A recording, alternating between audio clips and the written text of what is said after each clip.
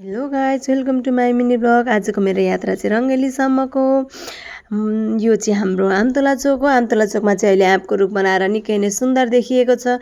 मेरो तालिम चाहिँ रङ्गेली नगरपालिकामा थियो। यो चाहिँ रङ्गेली नगरपालिका हो, तर अहिले चाहिँ केही दिनको लागि सरेर 6 नम्बर वार्डमा छ। म चाहिँ 6 नम्बर वार्ड जाँदैछु। म साथीहरूलाई भेट्छु भनेको, साथीहरूलाई त कसैलाई पनि भेटिनँ। फेरि म आज ढिलै निक्लेको थिएँ नि त। आमतोला चोकको जस्तै रङ्गेली गोलचोकमा पनि मूर्तिहरू बनाउनु हुँदै थियो नि त। अनि आज चाहिँ मूर्तिहरू राख्नलाई माथि तयारी गर्दै हुँदो रहेछ। अनि 6 नम्बर वार्ड चाहिँ चोकभन्दा हाइवेभन्दा अलिकति भित्र पर्छ नि त। अनि म चाहिँ एक्लै हिँड्दै गइरहेको थिएँ।